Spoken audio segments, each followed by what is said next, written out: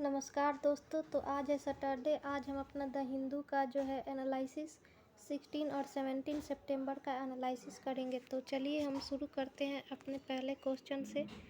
हमारा पहला क्वेश्चन क्या है?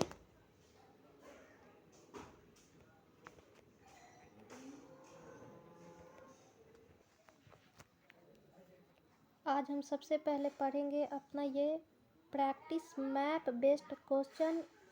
E-Saram needs some hard work to get going. Editorial 3 is company editorial. Transit easing editorial page से lifeline for telecast as government offers 4 years moratorium on dues. Indian troops in Russia as part of SEO exercise keeping the Morsing alive. Friday review.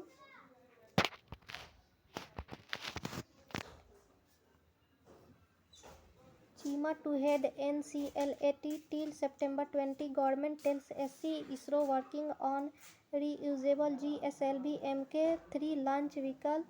Prelims practice question, main practice question. तो चलिए पहले हम अपने map based question को पढ़ते हैं। क्या हमारा क्वेश्चन है देख लेते हैं। मैप बेस्ड क्वेश्चन, हमारा पहला क्वेश्चन क्या है? Map based prelims practice question. Consider the following statement regarding MT Kilimanjaro.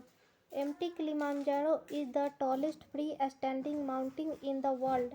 It is a start volcano. Kilimanjaro has 3 volcanic cones, namely Kibo, Manwanji and Sira, and all the volcanic cones are dormant.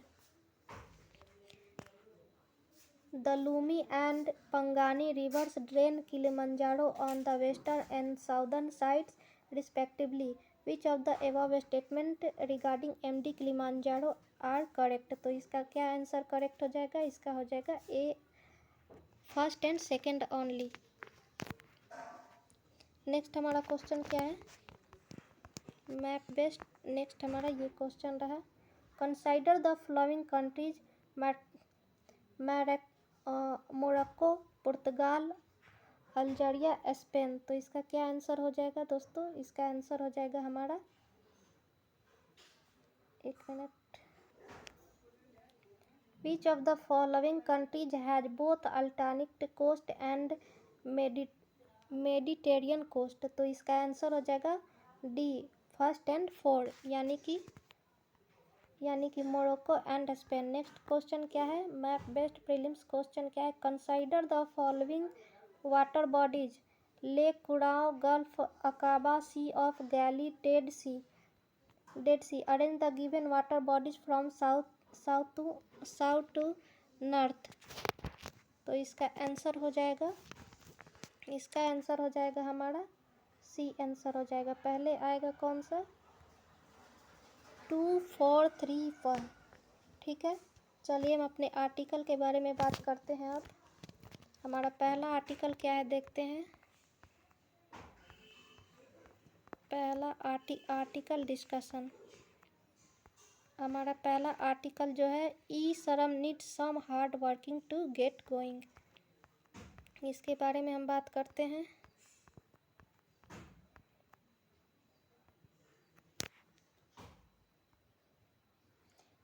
E-Saram portal developed for creating a national database of unorganized workers NDUW will be Aadhaar seeded under Ministry of Labour issues registering the million. All 360 million workers can be tedious. No incentive to register. Data security issues center and states will lack the ability to preserve the data without breaches.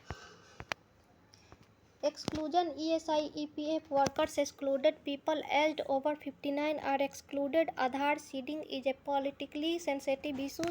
Possibility of reduction information sector workers frequently migrant. So data will keep changing. Center chalks out the plan, but state have to implement it. Difference in state capacities can actually hinder the implementation, risk the corruption and middle service agency.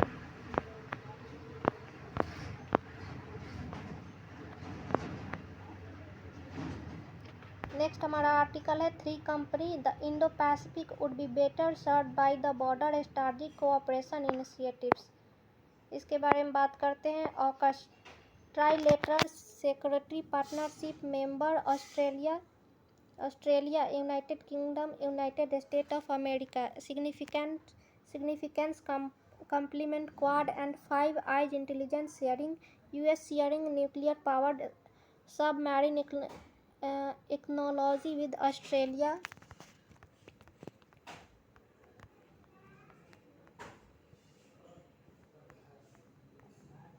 बस इतना ही है इस article में।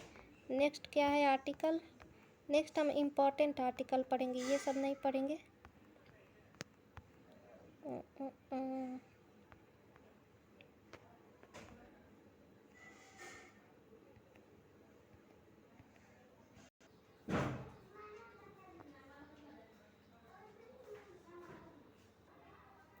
ये रहा हमारा सबसे important article. ISRO working on reusable GSLV Mk3 launches vehicle. तो इसके बारे में बात करते हैं। आइए, रीयूजेबल जो लॉन्च व्हीकल है वो है क्या, इसके बारे में बात करते हैं। System capable of launching a payload into space more than once. जो एक बार ये हमारा स्पेस होता है उसको फिर से यूज करने के बारे में बात किया गया है। तो allows for the reuse of some or of all the components. Reusable vehicle is cost saving measures. First reusable vehicles was the space shuttle launched in 1980 Falcon 9 first stage is reusable, second stage in expendable or not reusable। जो ये हमारा first reusable vehicle था वो कब सबसे पहले हुआ था यूज? तो ये हुआ था हमारा 1981 में। फॉल्कन जो थे first stage in reusable, second stage is expendable और नॉट रियूजेबल था। एडवांटेज क्या है इसके? तो launch cost will get cheaper. ये जो लॉन्च कॉस्ट होते हैं, अगर मान लीजिए हम किसी पार्ट में फिर से उसी पार्ट को यूज करते हैं किसी व्हीकल में, तो उसका दाम तो कम हो ही जाएगा, यानी कि गेट चीपर हो जाएगा। Better access to resources, asteroid mining is going gaining traction, gain an edge in the space race, can address future security questions. Human factor payload fractions. Payload fraction, mass of payload, mass of propellant and structures. More payloads better will be the research. Always scientists will strive to have better payload ratio. Human factor payload mass of the common salt are also taken into the consideration along with the payload to access the payload fraction of the payload ratio. GSLV-3 is expanded as G-synchronous satellite launch vehicle Mark III. ISRO is developing this to enable to India to launch its own heavier satellite without depends on foreign rockets and providers. ISRO जो है अपना heavier satellite launch करने वाला है जो foreign rockets and providers पे depend नहीं होगा। फीचर्स क्या है इसके? फीचर्स है the GSLV Mk3 is a 3-stage vehicle. 3 stage of GSLV Mk3 are solid booster, liquid motor and cryogenic upper stage. Indian cryogenic third stage। ये है हमारा जो रीयूजेबल होगा space GSL Mk3 vehicle configurations. GSLV Mk3 can put a communication satellite of 4 tons into geosynchronous orbit। इसका भार कितना होगा? तो 4 tons होगा और 10 ton satellite into low earth orbit। This was the launch vehicle for Chandrayaan 2। This was the launch vehicle for Chandrayaan 2 के लिए होगा। GSLV can lift heavier payload than the PSLV polar satellite launch vehicle। जो PSLV polar satellite launch vehicle होते हैं इसे GSLV can lift, इससे थोड़े हल्के होंगे। Characteristic of GSLV Mk3।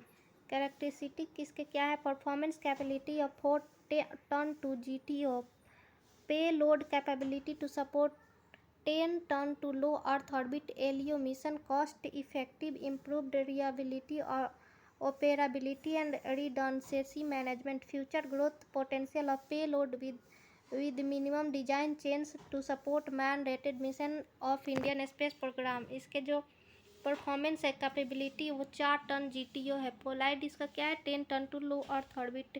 ये जो लो अर्थ ऑर्बिट होते हैं उससे 10 टन कम है। कॉस्ट इफेक्टिव होगा, यानी कि पैसे कम लगेंगे। Improved reliability, operability and redundancy management, इसमें बनाने के खर्च जो आएंगे वो भी कम होंगे, अच्छे होंगे। Future growth potential of deployed जो है payload without minimum design change, बिना चेंज किए डिजाइन इससे कवर हो सकता है। नेक्स्ट प्रैक्टिस डिस्कशन क्वेश्चंस क्या है हमारे प्रैक्टिस डिस्कशन क्वेश्चन। पहले क्वेश्चन को पढ़ते हैं। Consider the following countries, India, Azerbaijan, Pakistan, Afghanistan, Russia. Which of above countries are members of the Shanghai Cooperation Organisation. तो इसका आंसर क्या हो जाएगा दोस्तों, अभी आपने पढ़ा है ऊपर, तो इसका आंसर हो जाएगा डी, यानी कि 1 2 3 4 5। नेक्स्ट क्वेश्चन क्या है, consider the following statement, wholesale price index WPI is complied and the released by the labour bureau in the ministry of labour. Consumer Price Index Industrial Workers is released by the Office of Economic Advisor under the Department for Promotion of Industry and International Trade DIPTI। Which of above the statement is correct। तो इसका क्या हो जाएगा, both first and second, यानी कि C answer हो जाएगा। Next क्या है क्वेश्चन, ये सारे क्वेश्चन है, आप देख सकते हैं, इसको आप लोग पढ़ लेंगे। तो आज के लिए बस इतना काफ़ी है दोस्तों।